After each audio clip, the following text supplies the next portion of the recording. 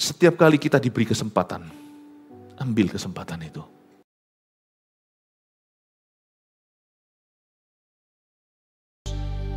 Engkau ada di dalam gereja ini, Engkau senantiasa menuntun kami dalam segala kebenaran.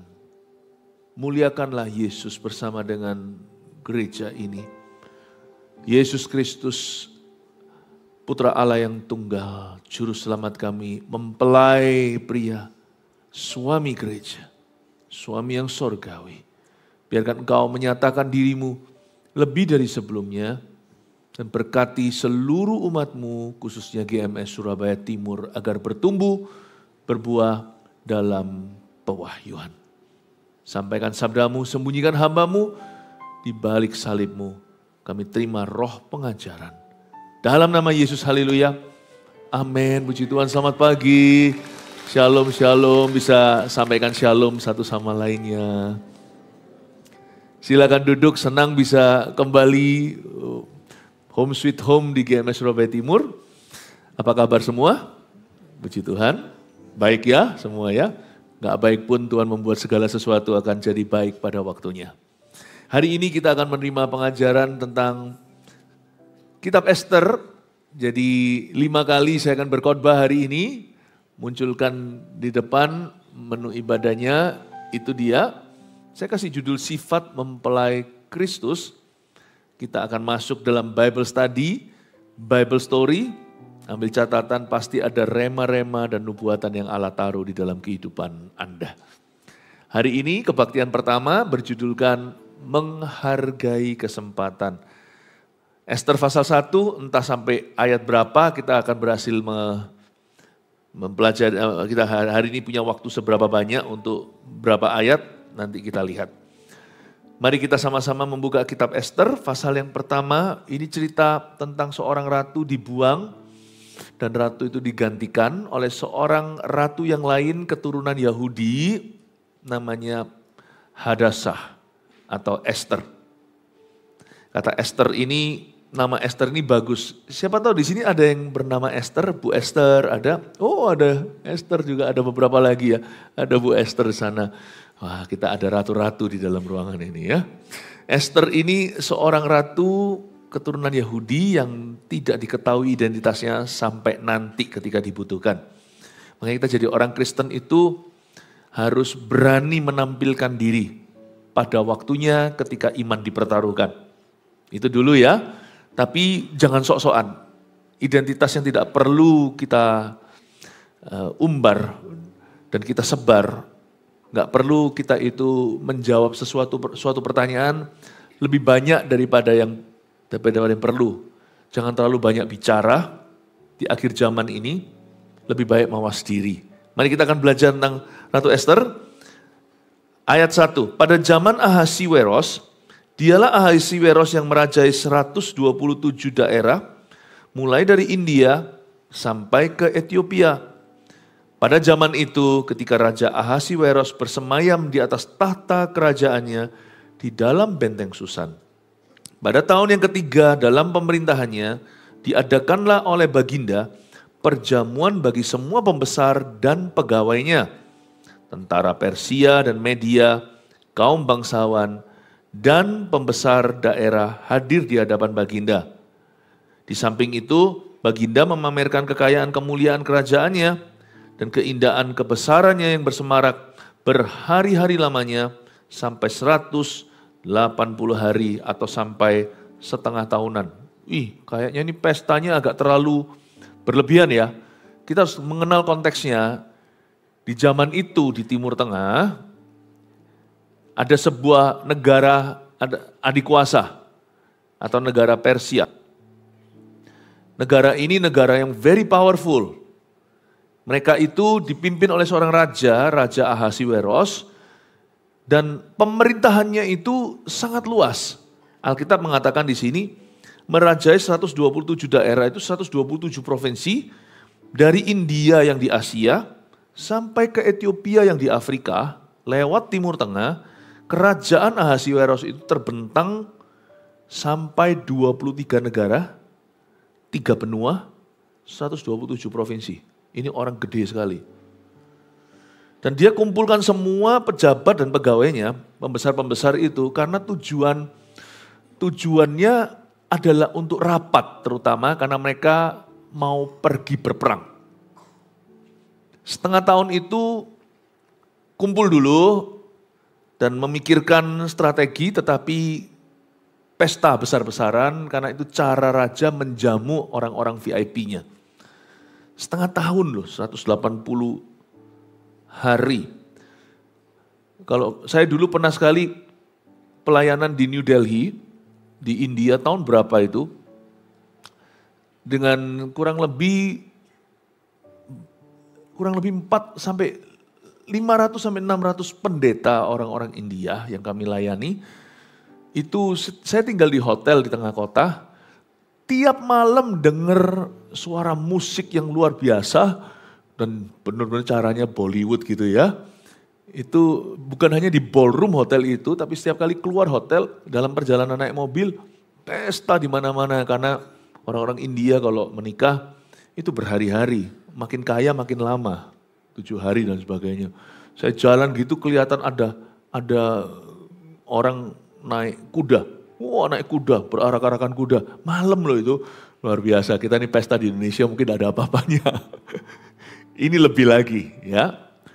Supaya kita paham konteksnya dulu, supaya kita mengerti apa ini. Ahasiweros dalam cerita ini adalah seorang raja yang sangat besar. Dia tidak melambangkan Tuhan. Esther itu umat pilihan. Nah, kita bisa bercermin dengan sang ratu. Hari ini kita bisa melihat diri kita sendiri sebagai mempelai wanita Kristus. Gereja itu mempelai wanita. Jadi kita bisa banyak belajar dari Ratu Esther, bagaimana jadi umat pilihan Allah. Kita bisa belajar, ada banyak nilai-nilai yang bagus di dalam buku ini, dan ada banyak sekali pengajaran dan nubuatan yang kita bisa terima secara luar biasa, serta pewahyuan dan hikmat untuk hidup kita. Sayang sekali kalau kita baca itu hanya buku-buku tertentu yang sudah klise atau klasik di Alkitab. Tapi buku-buku yang lainnya kita hindari karena kita kurang mengerti. Nah, oleh karena itu biarkan gembala atau pengajar atau guru yang akan memberikan penerangan supaya kita bisa melihat dalam cerita ini bagaimana relevan dalam kehidupan kita. Ahasiweros ini suaminya Esther. Dia seorang raja besar tadi. Orang ini seperti kita orang berdosa. Meskipun dia raja yang sangat berkuasa. Sedikit informasi 100 tahun kemudian, kerajaannya ditaklukkan oleh Alexander the Great atau Alexander Agung dari Yunani. Jadi Anda tahu ini semua sejarah Esther. Dan kita bisa belajar apa dari pasal pertama? Bahwa kesempatan itu tidak selalu datang 2 kali. Dan kalau kita sudah jadi, jangan sampai kita lengah. Kalau ada di antara kita yang sudah menjadi juara, misalnya juara di kelas nih kalau anak-anak muda, anak kecil, ingat bahwa semester depan, Anda mungkin akan dilengsarkan dari juara 1. Kalau Anda sudah ada di depan, melaju, jangan melongo. Dan jangan pernah kita itu sok-sokan karena tidak ada titik aman. Selama kita hidup di dunia ini, tidak ada satupun di antara kita yang tidak tergantikan. Baik itu tokoh, baik itu sukses apa. Jangan merasa diri itu kebal. Dan kita dilarang gaya. Ini pelajaran ke-1 tentang Ratu Wasti. Ratu Wasti itu gaya atau enggak, tapi dia tidak menghargai kesempatan yang Tuhan berikan, yang diberikan oleh raja. Raja aja, ini orang berdosa kayak kita aja, dia toh akan mati, bisa memberi dan menarik kesempatan, apalagi Tuhan. Semakin seseorang itu berkuasa, semakin dia bisa memberi kesempatan pada orang lain. Tapi tentunya Ahasiweros juga jangan mentang-mentang karena dia sendiri pun akhirnya ditaklukkan 100 tahun kemudian. Kesempatan itu ujungnya dan pangkalnya itu selalu Tuhan. Mari kita pikirkan tahun 2025 mumpung belum terlalu maju, kita masih di bulan Maret, sebagian besar masih ada di belakang, masih ada di depan kita. Jangan sia-siakan satu lagi kesempatan berharga dalam kehidupanmu. Hidup ini adalah kesempatan seperti lagu yang seringkali dinyanyikan khususnya oleh MS Senior. Hidup ini adalah kesempatan, itu dia. Ingatlah perkataan itu, kita harus jadi berkat. Suatu hari kita menoleh, kita harus mengerti bahwa kita sudah jadi berkat. Nah kita sekarang lihat ya, ayat yang ke-5.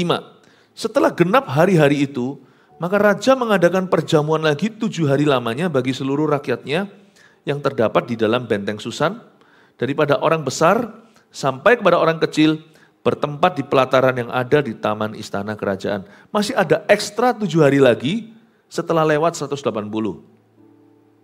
Masih ada plus 1 minggu. Nah disinilah terjadi sesuatu. Kesempatan yang tidak akan dikembalikan kepada Wasti, ratu yang pertama. Hati-hati, kita itu bisa pesta pora 180, sisa anggurnya masam semua. Jangan pernah kita itu memulai dengan roh, mengakhiri dengan daging. Kita itu solid kuat, tapi ujungnya gagal dan jatuh. Jangan pernah kita itu berlari misalnya, maraton sudah sekian lama, tinggal sedikit di depan, lalu kita menoleh dan mengece atau mengejek rival kita. Aku sudah mau menang, lalu tiba-tiba terjegal, dia jatuh, lalu dibalap. Sisa dikit itu jangan kita itu terlalu percaya diri. Sisa dikit perlombaannya maksudnya, dan kita sudah ada jauh di depan.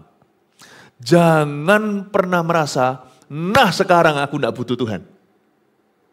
Butuh Tuhan itu sampai mati, sampai sorga. Butuh Tuhan itu tuntaskan. Orang Kristen itu harus totalitas. Kita itu hajar musuh kita, misalnya musuh kita adalah Rocky Balboa. Anda pernah nonton film itu film sih nggak masuk akal. Dipukuli, digebukin gitu, dia bangun lagi, kok enggak technical knockout, kok enggak TKO. Hajar lagi. Itu loh yang main Sylvester Stallone. Dipukuli, bangun lagi. Sampai ronde ke-10 atau keberapa, lawannya kira dia sudah menang nih. Dia sudah di atas angin sudah rasanya, udah kalah. Siapa pernah sangka, just one punch, satu pukulan dari si Rocky itu, boom, dia KO, tidak bangun lagi. Sebelum sungguh-sungguh bel berbunyi, ting, ting, ting, ting, ting, ting, dan sabuk juara di pinggangmu, belum waktunya untuk retire, belum waktunya untuk nyantai dulu. Hati-hati, seringkali kita kecolongan di 7 hari terakhir dari 187 hari. Makanya itu memulai sesuatu itu berharga, mengakhiri sesuatu dengan baik dan benar itu lebih berharga. Jangan salah memulai. You must begin well, selalu harus start well. Saya ngomong dengan anak-anak muda yang pacaran, jangan pacarannya ngawur, supaya nanti permulaan pernikahan itu tidak bergumul, tidak berdosa, tapi bergembira karena Tuhan. Tetapi lebih baik daripada itu adalah kalau kita mengakhiri dengan benar. Ngapain kalau kita seolah-olah segala sesuatu sudah sempurna di depan, lalu ujungnya kita berubah setia. Ingatlah, ini peringatan dari 187 hari pesta, semua fine-fine saja 180 hari. 7 hari atau minggu terakhirnya, something happened. Sesuatu terjadi. Jangan nyantai. Coba katakan pada kanan kirinya. Jangan nyantai sampai mati. Loh, kita boleh liburan, boleh. Kita boleh relax, boleh. Boleh me time. Nyantai itu kondisi rohani. Jangan nyantai. Holiday pun jangan cuti kerohanian. Jangan sampai kita kecolongan. Amin Bapak Ibu Saudara. Jangan sampai. Karena itu kita pelajari hari ini dari cerita Esther untuk kita itu waspada. Katakan waspada. Katakan berjaga-jaga. Ya, kita harus waspada dan berjaga-jaga sampai pada akhirnya. Kita lihat di ayat 6. Di situ tirai-mirai daripada kain lenan, mori halus dan kain ungu tua yang terikat dengan tali lenan halus dan ungu muda bergantung pada tombol-tombol perak di tiang-tiang marmer putih, sedang katil emas dan perak ditempatkan di atas lantai pualam, marmer putih, gewang, dan pelinggam. Minuman dihidangkan dalam piala emas yang beraneka warna, dan anggurnya ialah anggur minuman raja yang berlimpah-limpah, sebagaimana layak bagi raja. Adapun aturan minum ialah tiada dengan paksa, karena beginilah diisyaratkan raja kepada semua bentara dalam, supaya mereka berbuat menurut keinginan tiap-tiap orang. Free flow, mau minum apa aja. Mereka bergelimpangan dalam kemewahan. Kita tidak usah renungkan ungu tua, lenan halus, tombol perak, tiang marmer, segalanya itu.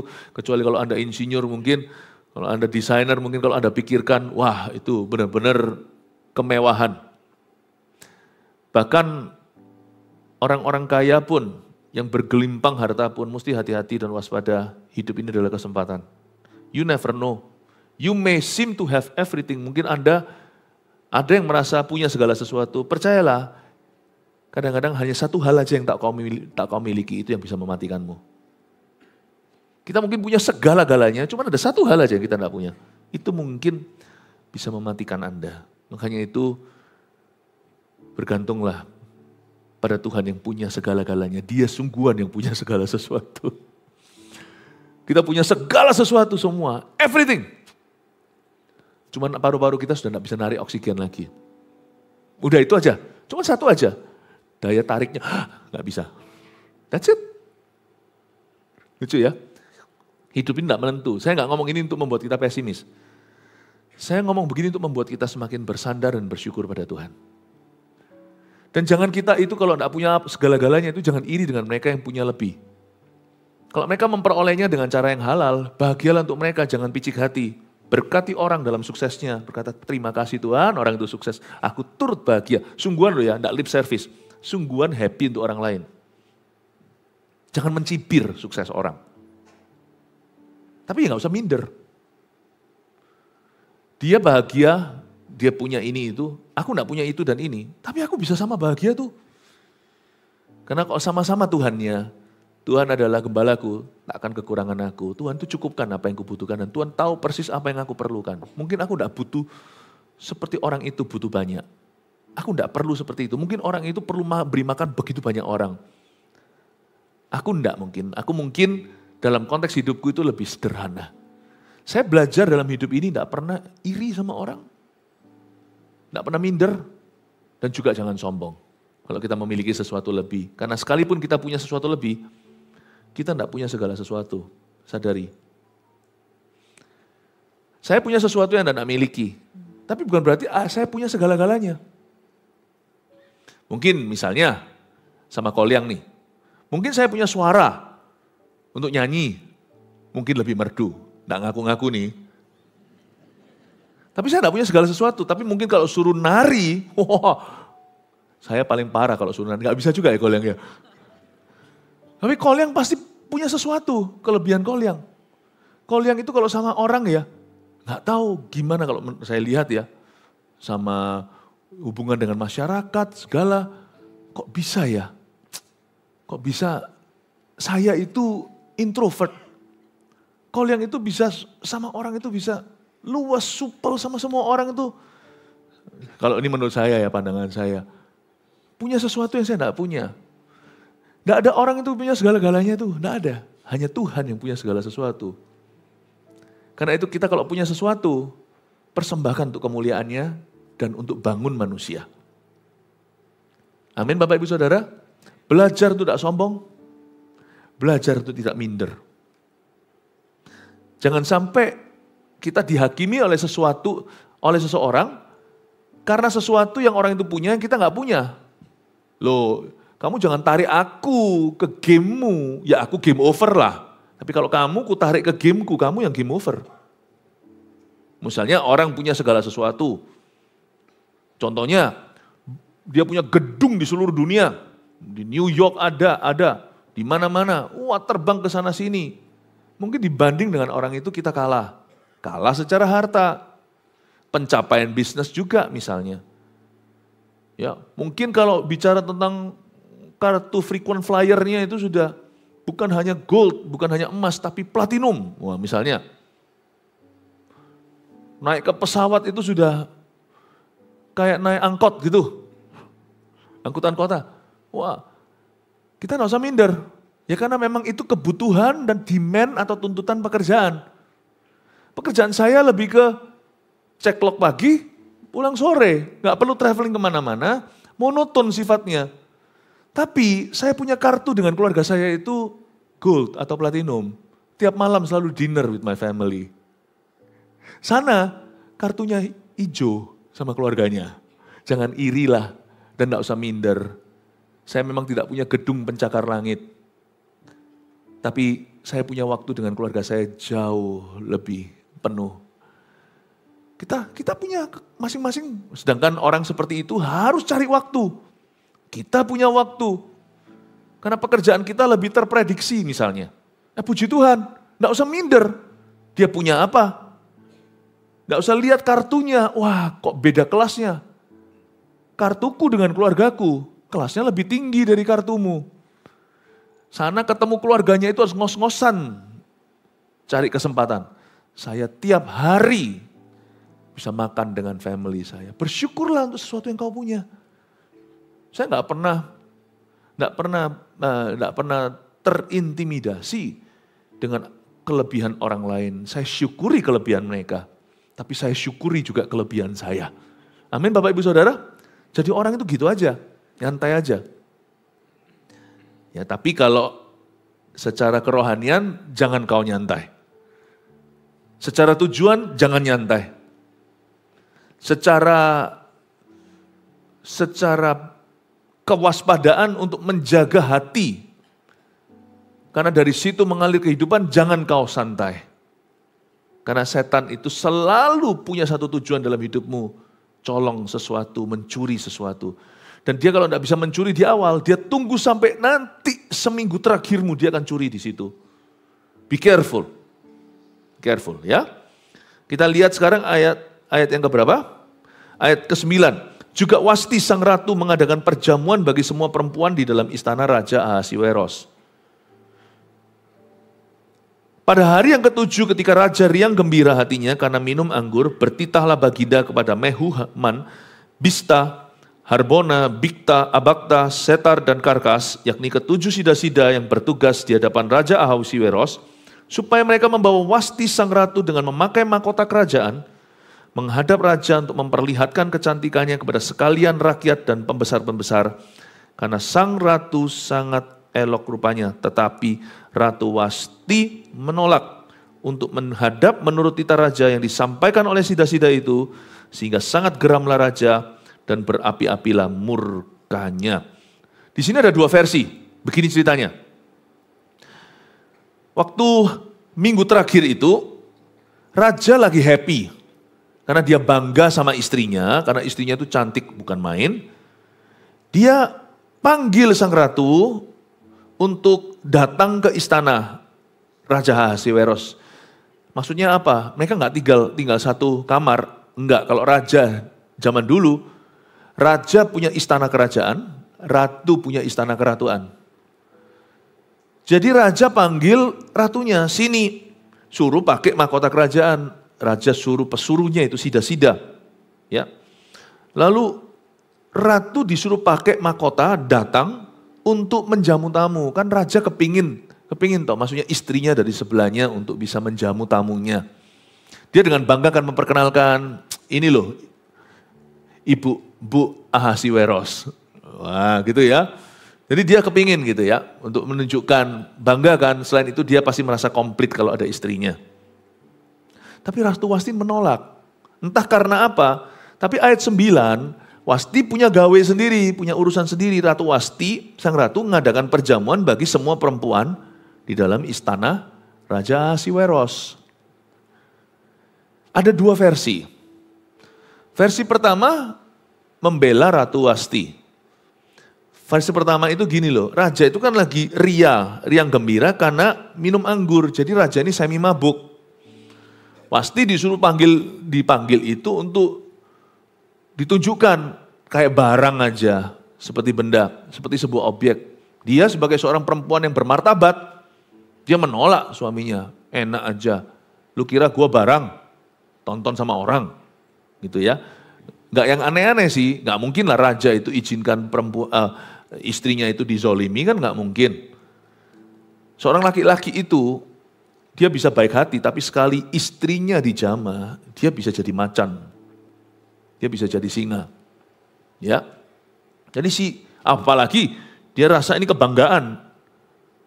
Dia merasa bahwa istrinya adalah kebanggaannya, private propertinya gitulah. Itu tidak akan ada ampunnya itu. Kalau sampai siapa-siapa memandang istrinya dengan cara yang tidak baik, pasti ini raja yang sangat berkuasa akan habisi itu nyawa pembesarnya. Pasti. Jadi menurut saya sih tidak ada suatu ketidaksenonohan yang ditawarkan. Tapi paling tidak pasti tersinggung. Lu kira gua barang? Aku objek apa? Atau mungkin hanya karena dia sibuk. Tunggu dulu dong. Aku di sini juga ada urusan.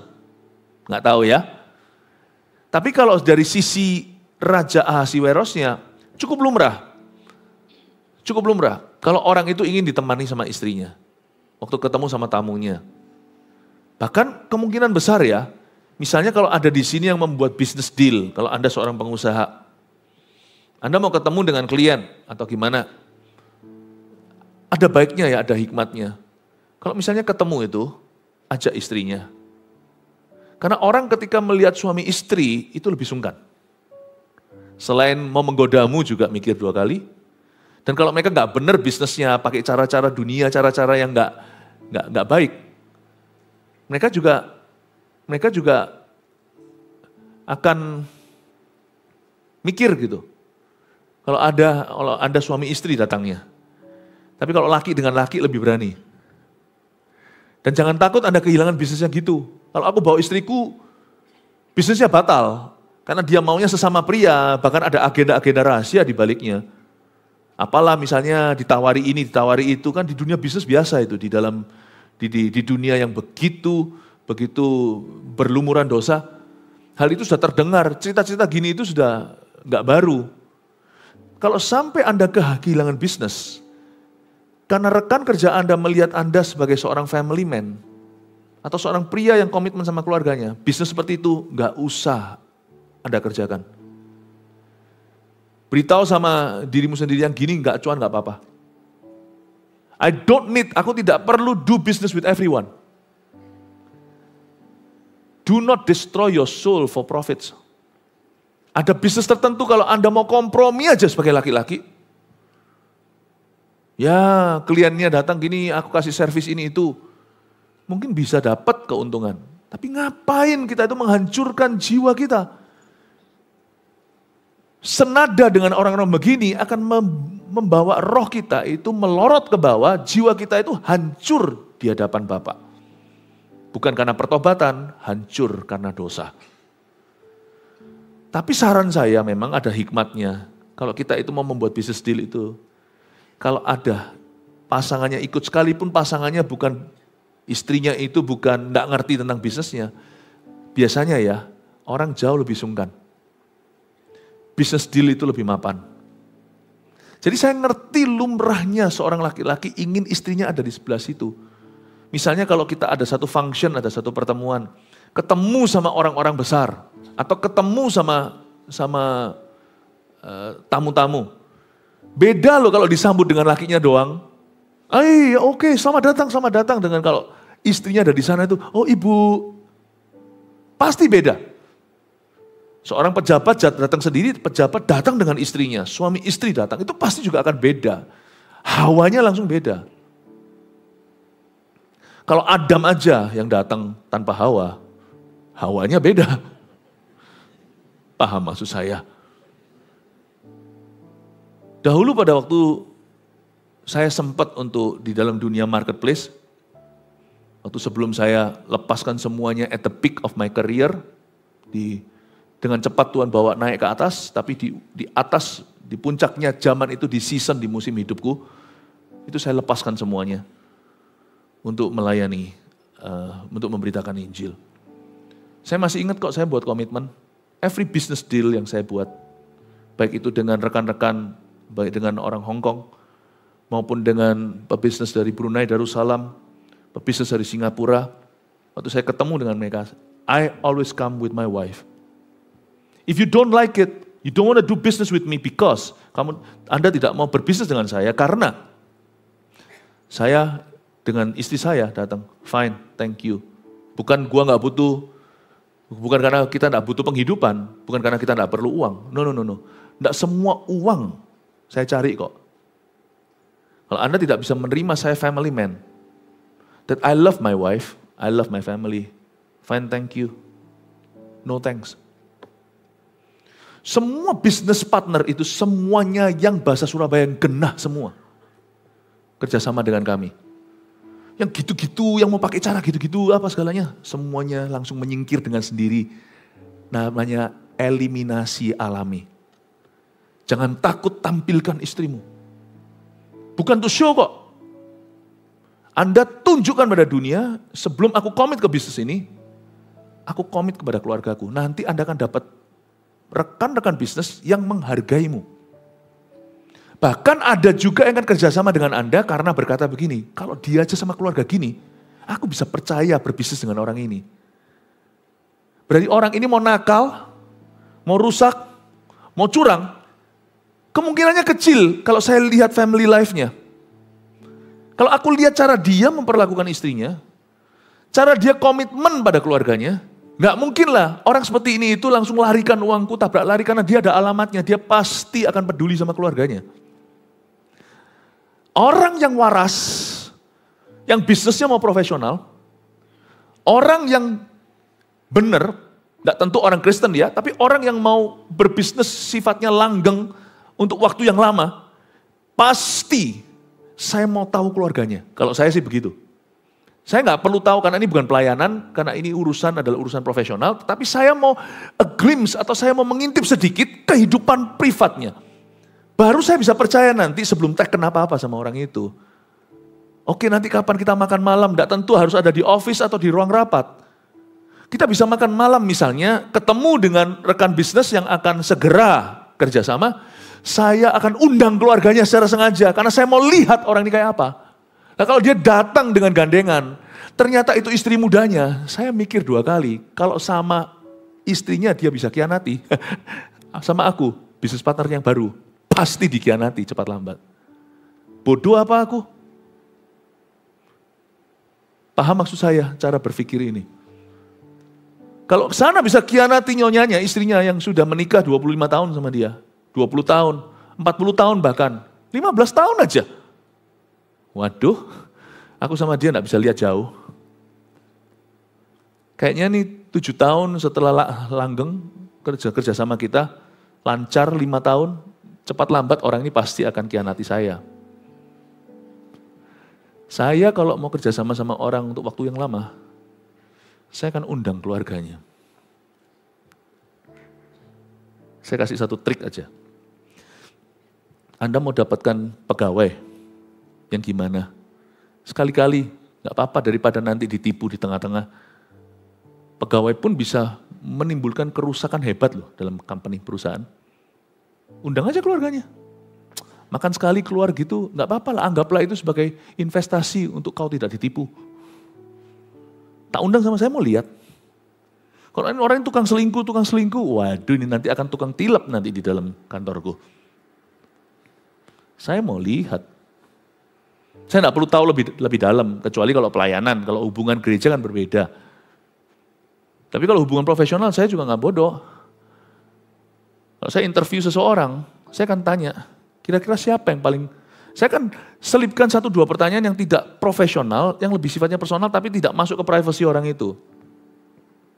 Kalau saya jadi seorang interviewer ya, saya akan tanya dia, nasihat siapa yang paling kau dengarkan dalam hidup ini? Waduh kaget dia, ini apa hubungannya sama profesiku? Gini loh, ada apa-apa tuh saya tahu nanti siapa yang bisa memperingatkan dia atau menegur dia. Saya tanya siapa kira-kira? Saya mau tahu siapa kira-kira. Bagaimana hubungan Anda dengan keluarga Anda? Jelaskan secara singkat. Loh Pak, apa hubungannya? Mungkin dalam hati, apa hubungannya dengan pekerjaan? Oh, you enggak tahu. Sistem boleh bagus. Tapi kalau yang jalankan sistemnya itu nanti adalah orang yang berhati busuk. Aku repot. Karena masalah dunia ini bukan masalah ekonomi atau politik. Masalah busuk hati. Segala sesuatu dimulai dari sini salahnya. Lalu salah kaprah. Belepotan semua. So I'm not stupid. Saya orang Kristen, saya tahu apa itu hati.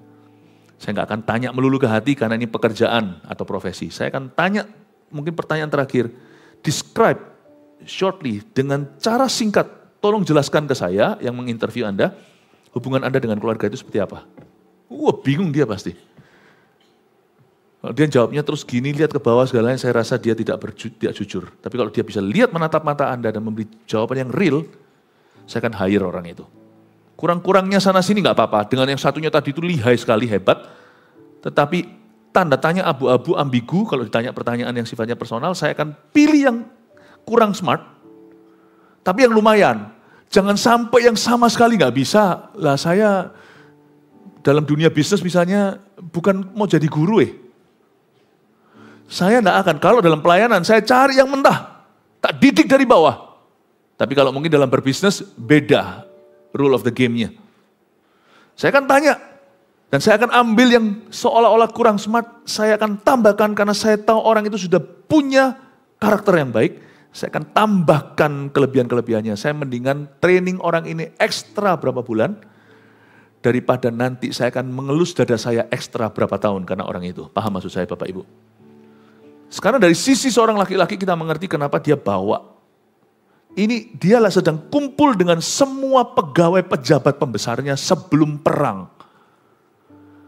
Dia mau nyonyanya dari situ kan menurut saya, bukan saya bela Ahasiweros, saya juga mengerti dari sisi wanita. Tapi menurut saya sih masih cengli saja. Sekalipun dia lagi minum dan bergembira karena anggur, tapi saya rasa dia tetap punya hak sebagai suami untuk meminta istrinya dampingi. Nggak mau Ratu Wasti nggak mau. Mungkin ada gerakan feminis dari dulu. No. Ya. Saya nggak tahu kenapa dia nggak mau, tetapi intinya saya pelajari sesuatu. Gini ya Bapak Ibu. Setiap kali kita diberi kesempatan, ambil kesempatan itu. Buktinya nanti ratu penggantinya namanya Esther. Tidak dipanggil, tidak diminta, memberanikan diri masuk ke hadirat raja. Meskipun tentunya kita tahu untuk menyelamatkan bangsanya itu motivasinya. Tapi ternyata kalau kita itu mau dekat aja di welcome kok. Ini dipanggil nggak mau datang. Ratu Wasti. Esther nggak dipanggil datang. Berarti gini Bapak Ibu Saudara, kenapa yang satu dilengserkan satu jadi? Karena yang satu serius ingin jadi ratu, yang satu, aku kan sudah jadi ratu, udah aman. Menganggap kesempatan itu murahan. Orang yang punya 1 talenta dengan 5 talenta, kenapa yang satu itu diambil daripadanya? Dikasih ke yang punya 5 talenta. Karena yang 5 talenta serius mengerjakannya, waktu tuannya kembali, dikembalikan jadi 10 talenta. Bukan soal sedikit banyaknya, tetapi ini bahasa Inggrisnya, tergantung who wants it more. Tergantung siapa yang lebih menginginkannya. Saya dulu waktu saya masih SD, ya olahraga. Olahraganya saya dulu tuh, saya dari kecil setelah disembuhkan Tuhan di Taiwan, saya itu jadi anak yang atletis. Segala macam sport bisa, olahraga apapun mampu. Sampai saya pernah dengan tim di sekolah SD, sepak takraw itu loh, yang sangat-sangat kita semua nggak terlalu familiar yang pakai rotan itu loh bolanya. Itu kami sampai juara 2. Sepak takraw, saya bisa semuanya, bulu tangkis, segala sesuatu saya bisa. Tenis, everything. Saya punya nilai olahraga cuma dapat 5 atau 6. Kenapa? Karena terlalu banyak bercanda pada saat sesi olahraga, karena saya tidak serius. Tidak memperhatikan peraturannya, selalu melanggar peraturan, seenaknya sendiri. Toh saya merasa saya mampu, saya atletis.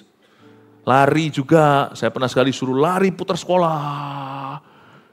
Yang namanya Philip gak kembali-kembali.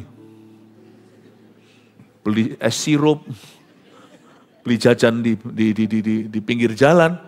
Saya dengan beberapa teman saya dapat nilai buruk. Teman saya satu, polio kakinya. Waktu saya masih sekolah elementary.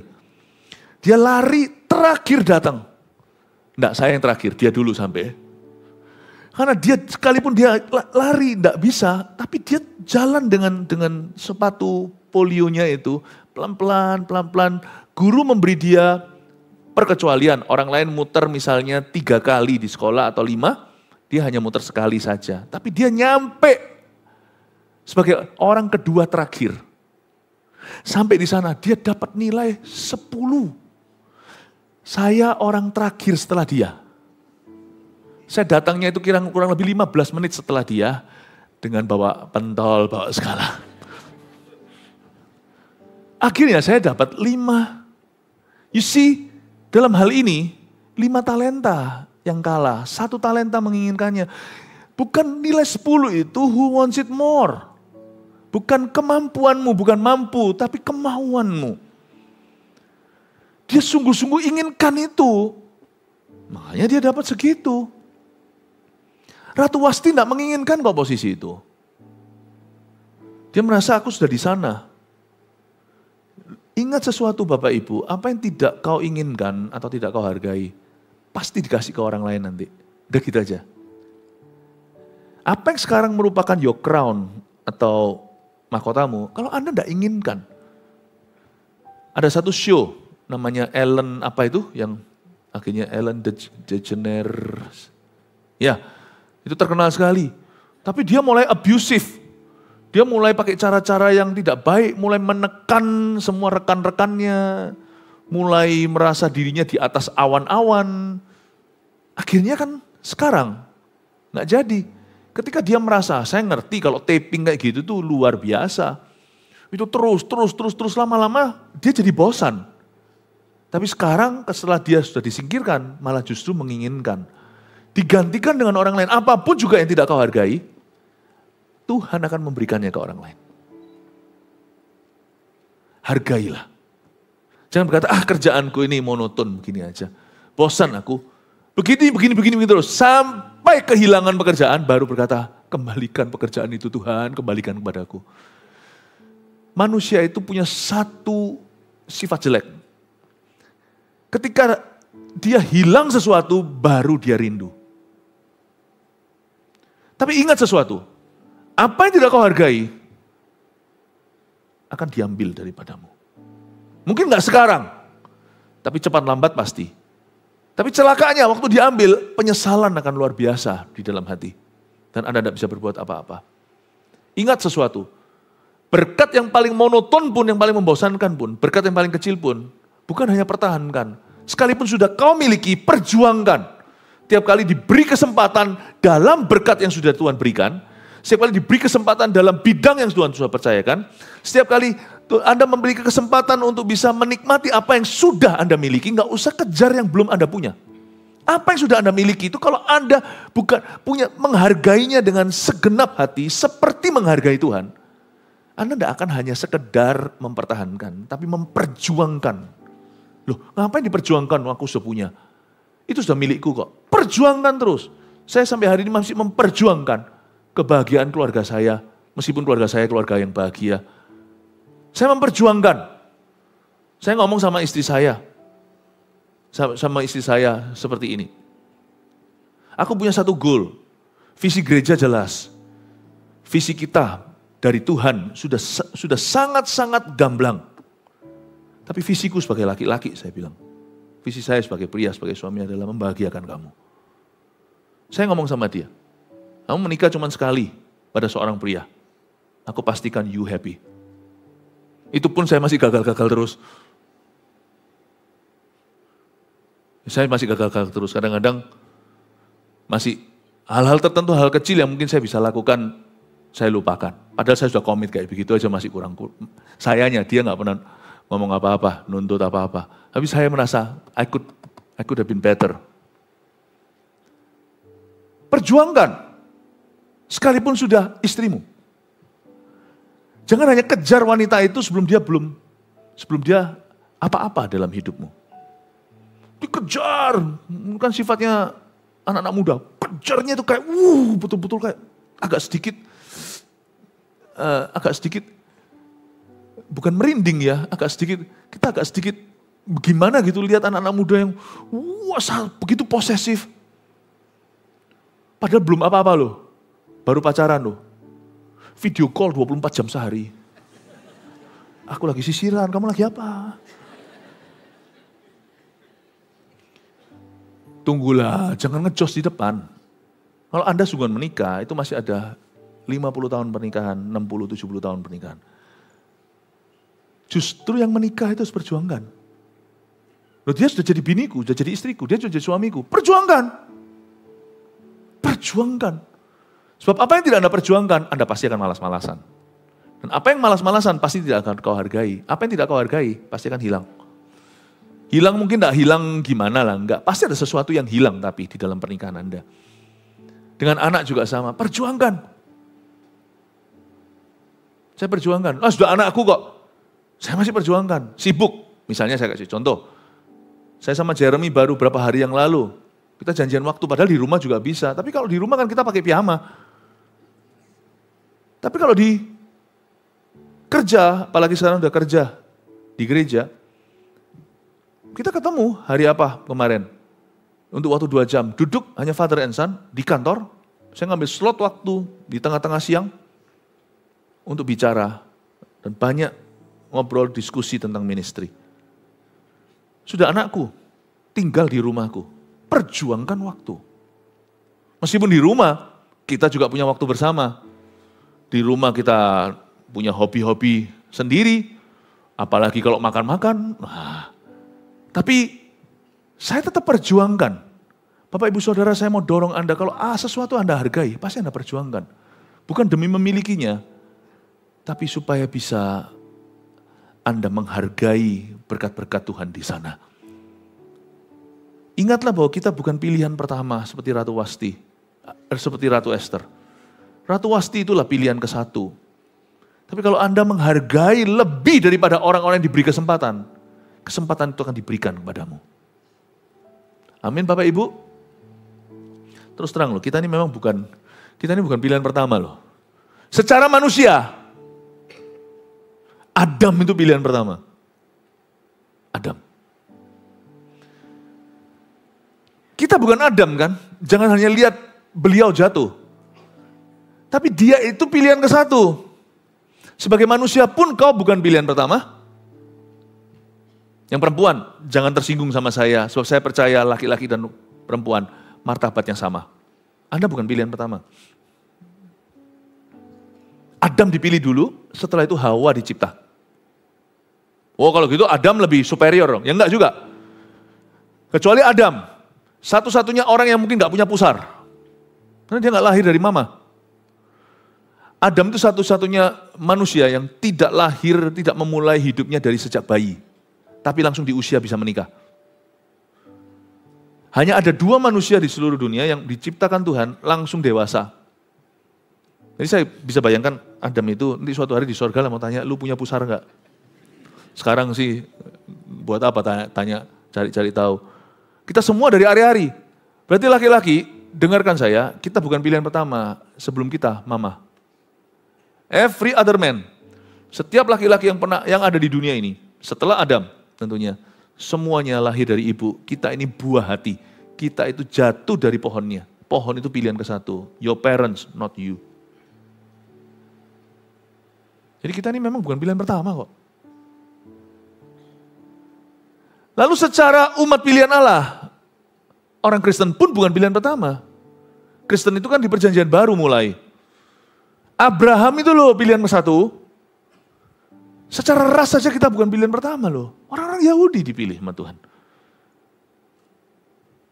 Abram yang dipilih, bukan kita. Jadi hari ini kita dalam iman pada Tuhan. Ini pun bukan pilihan pertama. Kita ini digrafirkan, kita ini dicangkokkan. You bukan pilihan ke-1. Makanya itu ketika saya pertama kali kenal Tuhan Yesus, hati saya belum mengerti. Tapi saya seperti ada satu iri, cemburu ilahi, rasanya aduh, kenapa aku tidak lahir ya di zaman Elia? Kenapa aku tidak hidup saat itu ya waktu Yesus dengan murid-muridnya? Aku pun bukan murid Tuhan pertama, kalau dihitung, dijejer gitu, dibariskan. Mungkin kita ini murid Tuhan yang kesekian miliar.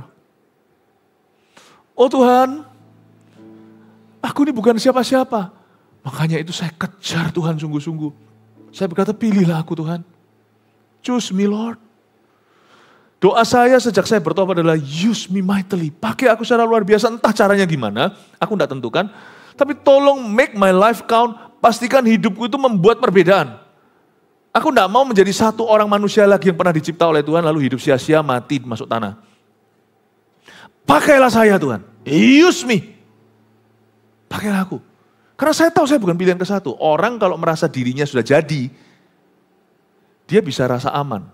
Tapi kalau kita selalu sadar dan mawas diri bahwa kita bukan pilihan pertama, kita ini pilihan kedua, ketiga, sekian, Anda akan sungguh-sungguh. Berkat yang kau nikmati hari ini, itu sebenarnya saya curiga, itu Tuhan transferkan kepada Anda. Karena ada orang sebelum itu yang layak mendapatkannya tapi tidak mau. Saya curiga nih, tempat saya berdiri sekarang ini untuk berkhotbah, harusnya orang lain. Bukan bicara soal penjadwalan pembicara, tapi pengaruh dalam kehidupan jemaat. Dalam pengembalaan juga sebagai gembala, mungkin sebagai gembala sidang, mungkin bukan saya orang yang seharusnya. Tapi saya menginginkan dalam arti, Tuhan aku rindu untuk mengasihi jemaatmu. Tuhan berkata, ya sudah kamu aja. Ini aku, utuslah aku.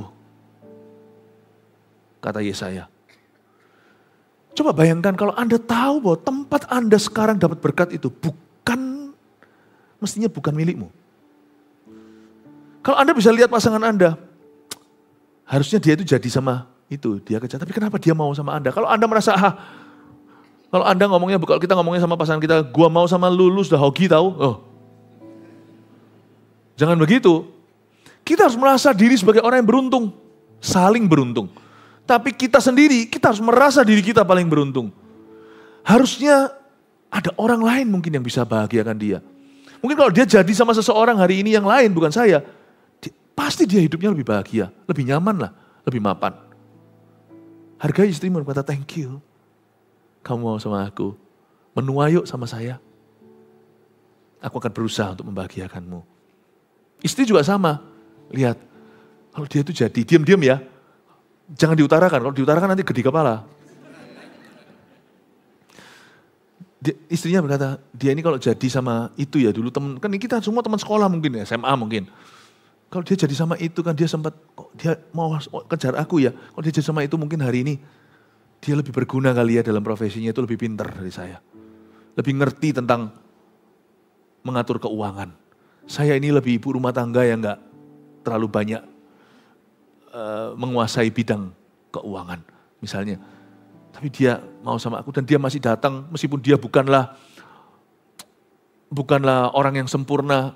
Dia selalu datang membawa roti ke keluarga kami, 5 roti 2 ikan dan selalu cukup. Thank you ya. Thank you ya. Dalam hati aja. Ya, jangan ngomong thank you kamu mau sama aku. Lu jangan gitu. Perempuan jangan ngomong gitu. Laki yang boleh ngomong gitu. I'm always lucky. Perempuan diam-diam aja. Honor your husband. Hormati suamimu. Adore your husband dalam bahasa Inggrisnya bukan hanya honor. Honor itu menghormati. Menghormati yang paling grade A. Itu namanya adore. Memuja. Bukan menyembah. Nyembah hanya Tuhan.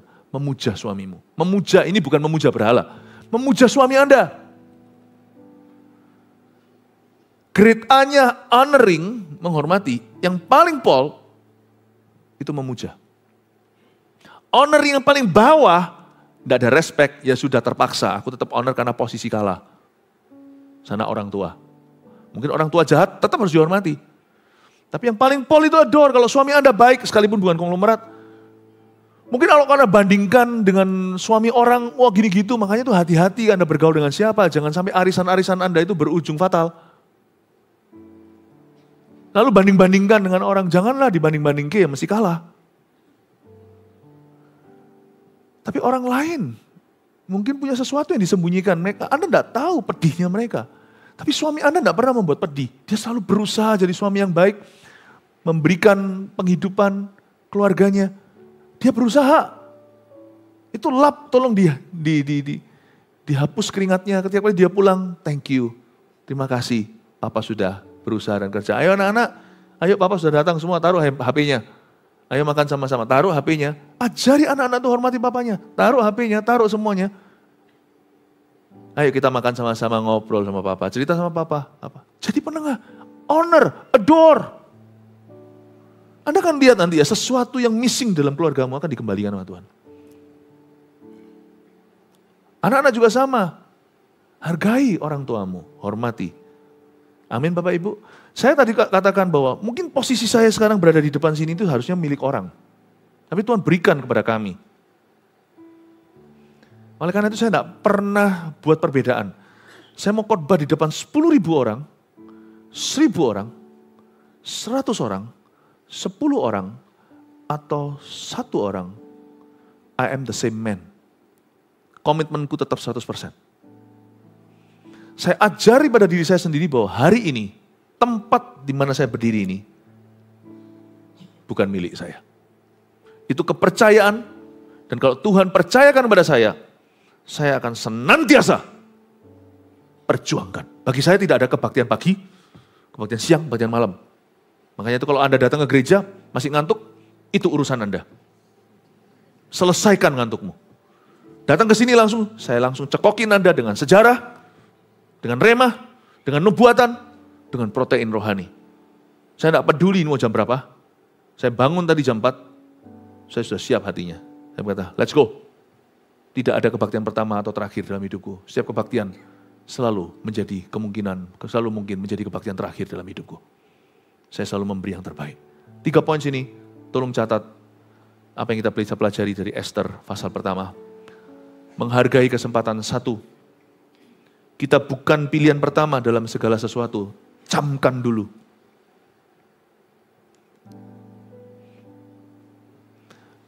2. Hargailah setiap kesempatan seolah terakhir kali.